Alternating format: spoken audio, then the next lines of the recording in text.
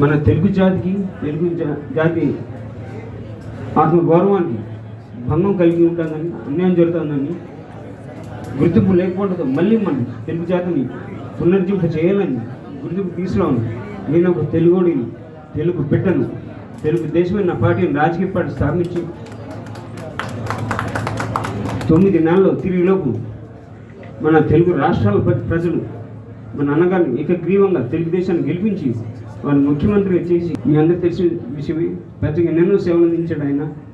తెలుగు జాతి మనది, నిండుగా వెలుగు జాతి మనది. ప్రాంతాలు వేరైనా మనందరం ఒకటేనన్న కుల మత ప్రాంతాలు అతీతంగా వారు ప్రజలకు ఎంతెంతో సేవలు అందించాడు. ముందు బీసీ వర్గాలకి ఎంతెంతో సేవలు అందించాడు.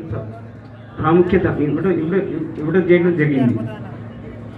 అలాగే ఒక పేదపాటి పెనిదిగా, రైతన్నలకు అన్నదాతగా, కార్మిక సోదరులకు గన్నుగా, తెలుగు ఆడబడుచు అన్నగా, ఇలా ఎన్నెన్నో సంక్షేమ పథకాలు కూడా అందించాడు ఆయన.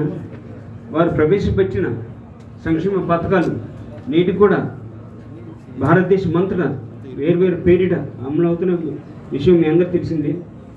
అలాగే తెలుగు భాష కూడా చాలా ప్రాముఖ్యత ఇవ్వడం చేయడం జరిగింది. ప్రభుత్వ కార్యాలయ పట్టాలపై, ప్రభుత్వ వాహనాలపై తెలుగు శుభలక్షణాలతో ఉండాలని చేపట్టింది మన అన్న ఎన్టీఆర్. అలాగే మానవ సేవ మాధవ సేవ అంటూ మరో పక్క అన్నదానం కన్నా మించిన దానం లేదని నమ్మి తిరుమల తిరుపతి దేవస్థానంపై 1985లో మొట్టమొదట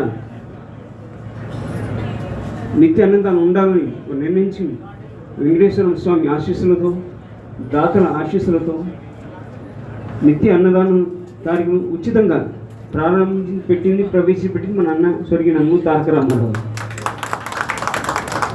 ఇలా వారం అందరూ అన్నట్టు వారి గురించి మాట్లాడుకుంటూ పోతే సమయం సరిపోదు. ఇప్పటికే సమయం ఆసన్నమైంది. వారు నాటికి నేటికి ఎప్పటికీ సూర్య చంద్రుడు ఉన్నంతకాలం, తెలుగు జాతి, తెలుగు గడ్డ, తెలుగు నేల ఉన్నంతకాలం వారి రామనాథ్ చిరస్మరణి. మరొకసారి వారి విశ్వవిఖ్యాత నట సార్వభౌముడే కాదు, వారి విశ్వవిఖ్యాత తెలుగు తేజానికి సార్వభౌముడు మన అన్న ఎన్టీఆర్.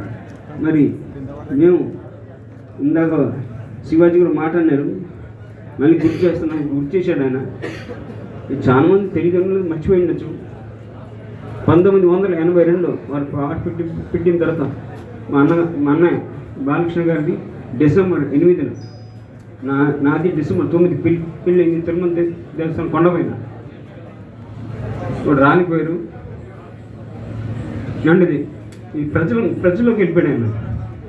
డిసెంబర్ 9 నాది ముహూర్తం 11:42 రాత్రి. ఆ రోజు తెలిసి మీ సెల్ ఫోన్లు హెచ్డి అన్నీ లేవు. డిసెంబర్ 9న ఆ రోజు సెల్ ఫోన్ లేవు కాబట్టి మీకు తెలుసు లేదు, కలెక్టరేట్ టు కలెక్టరేట్ ఆఫీస్ ఒక లైన్ ఉండేది, హాట్ లైన్ అండి. సో మేము తిరుపతి కొండ దిగి డిసెంబర్ 10న కలెక్టరేట్ ఆఫీస్లో కూర్చుని వారు ఎక్కడి నుంచి ఫోన్ చేశారు దేవుడైనా, ఇంకో కలెక్టర్ ఆఫీస్ నుంచి హాట్ లైన్లో ఫోన్ చేశారు. ఆయన మొత్తం స్టాంపింగ్ ఉన్నారు, ఆయన చివరి దశలో ఉన్నారు. ఆయన ఫోన్ చేసి,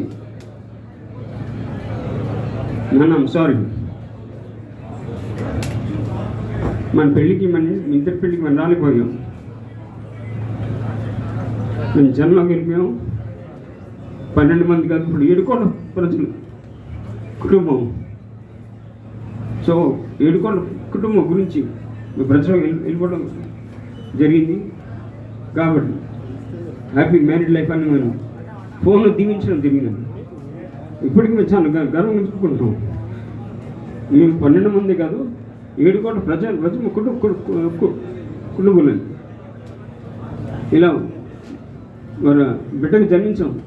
చాలా అదృష్టం భావిస్తూ మరి ఇక్కడ వచ్చిన ప్రతి ఒక్కరికి నా హృదయపూర్వక నమస్కారం చేస్తూ సెలవు తీసుకున్నాం.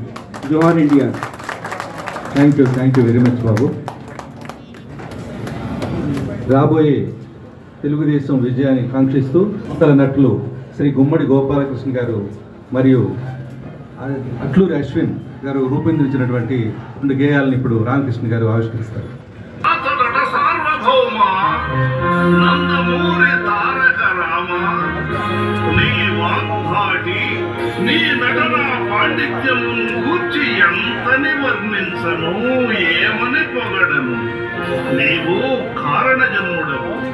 శాశ్వతుడవు, తెలుగు హృదయాల కొనుగున్న ఆత్మీయ అన్నవు, నట సార్వభౌముడవు అన్నా.